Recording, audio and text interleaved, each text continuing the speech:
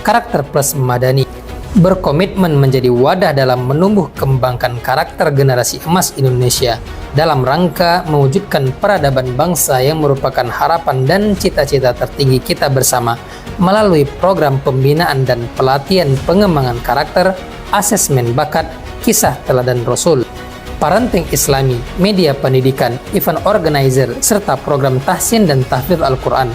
Adapun cakupan materi serta program khas pelatihan pengembangan karakter yang diadakan Karakter Plus Madani diantaranya adalah genetika karakter, karakter plus bintang karakter, dan manajemen karakter.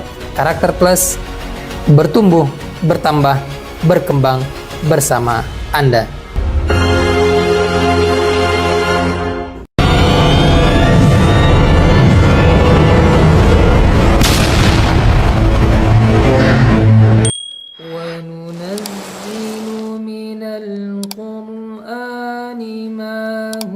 شفاء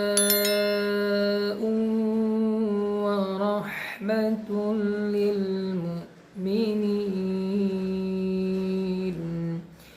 ولا يزيد الظالمين إلا خسارا.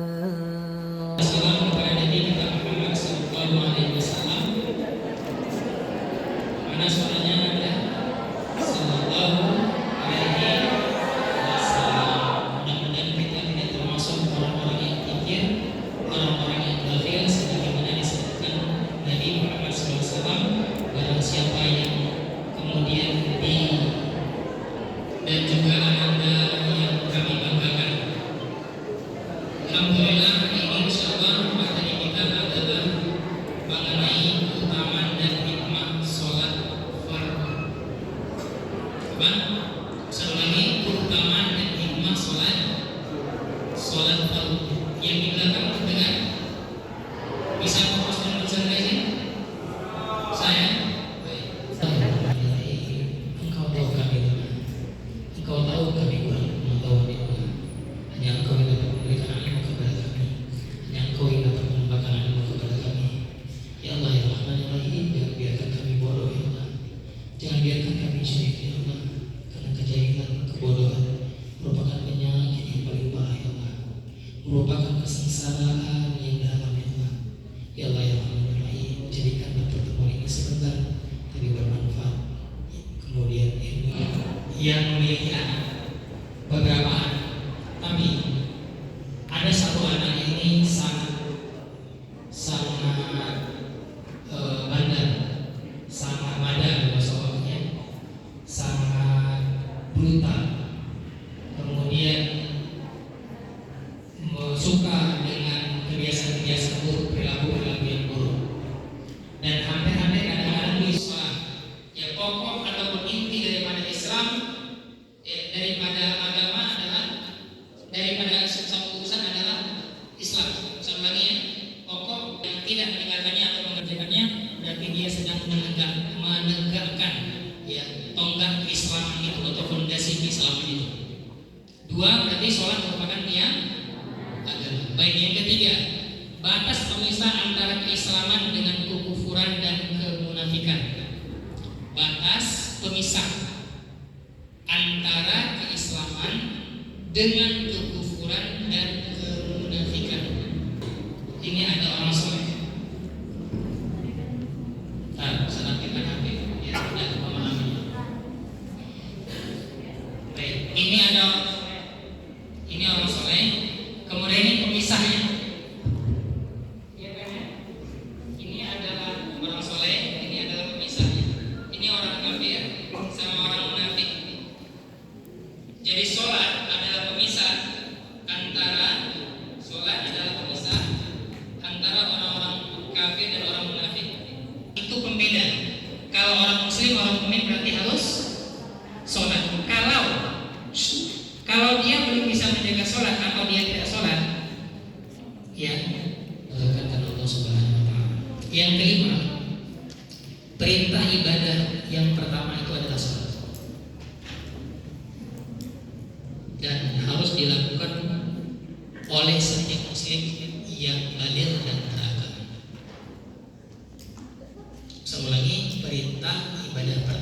adalah sholat, dan harus dilakukan oleh setiap muslim yang baligh dan berakal.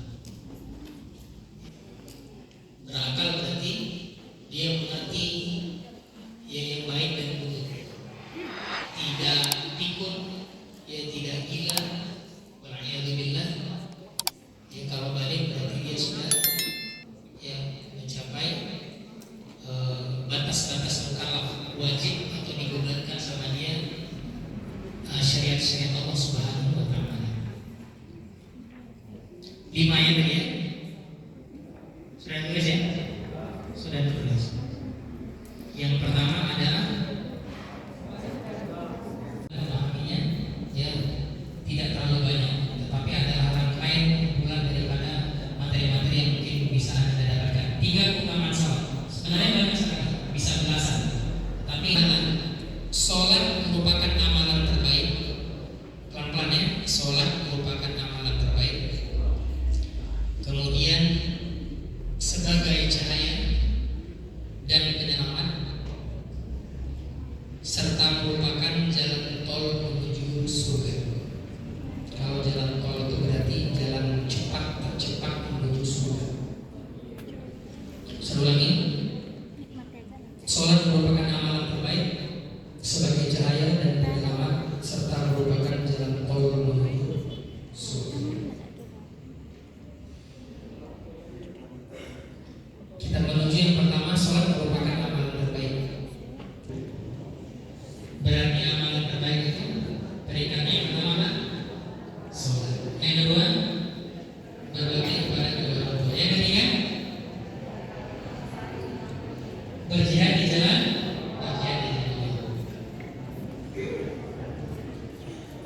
Ini membuktikan, menunjukkan bahwa sholat adalah amalan yang paling baik. Kedua, sebagai cahaya dan penyelamat. Tadi kan sholat merupakan amalan terbaik, kemudian sebagai cahaya dan penyelamat.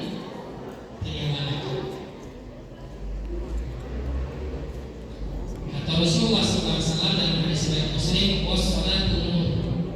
Sholat itu adalah cahaya. Wassalatu nur. Sholat itu adalah cahaya. Mana anak saya atau mana hati saya? Dan sementara saya memang butuh, karena ya, mungkin bisa jadi ada soal yang mau diselesaikan karena waktunya sangat sempit, mau belajar ya setelah sholat maghrib misalnya ambil. Tapi kok perilakunya tidak baik Zat? Tapi kok perilakunya menyimpang Zat? Tapi kok ini bisa mohon maaf suku sesama jenis Zat? Kok bisa Ustaz menyimpang dari perilaku yang ke yang buruk, mungkin perilaku yang senonoh, ya tidak terpuji, amoral dan lain sebagainya. Itu kenapa terjadi kira-kira? Kenapa terjadi kira-kira? Dia sudah sholat, dilakukannya dengan benar. Ya. Bisa jadi sholatnya belum khusyuk, bisa jadi sholatnya belum ikhlas, bisa jadi sholatnya hanya ingin dilihat orang lain, ya. Bisa jadi, ya, dia tidak merasakan ketenangan dan kenyamanan di dalam sholatnya, dan bisa jadi memang dia, ya, memang tidak mengambil makna daripada sholatnya, tidak mengambil pelajaran daripada sholatnya. Dan bisa jadi dia tidak menjalani syariatnya dengan benar. Laki-laki memang sangat disarankan untuk melakukan sholat itu berjamaah, tapi dia sering di rumah. Biasanya sering di rumah laki-laki perempuan.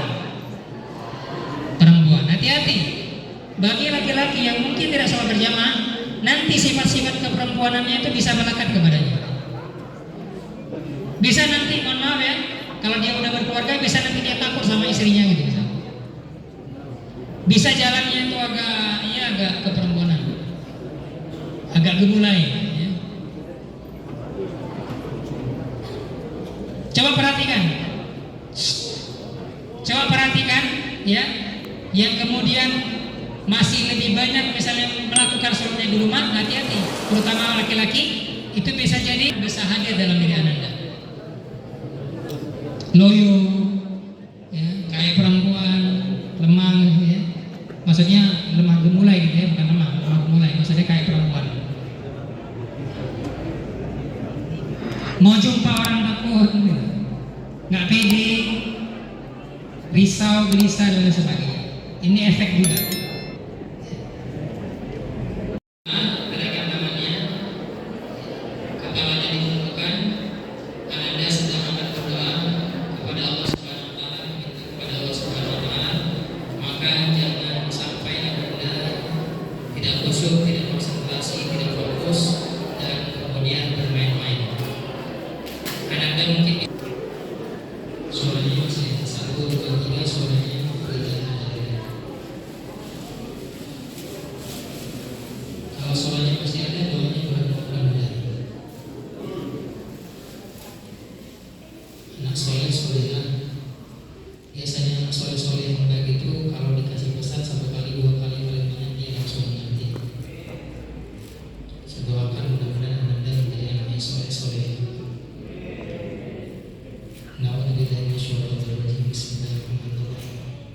Alhamdulillahirabbil alamin wassalatu wassalamu ala asyrofil anbiya'i wal mursalin Muhammad wa ala alihi washabihi ajma'in. Allahumma ya Allah ar-Rahmanir Rahim. Allahumma ighfirli. Allahumma ighfir lana dzunubana wa liwalidina warhamhum kama rabbawna shaghira. Wa li ikhwanina wa li akhwatina wa li ajdadina wa li jaddatina wa li ashabina wa liman habba alaina wa li ashabihi wa li jami'il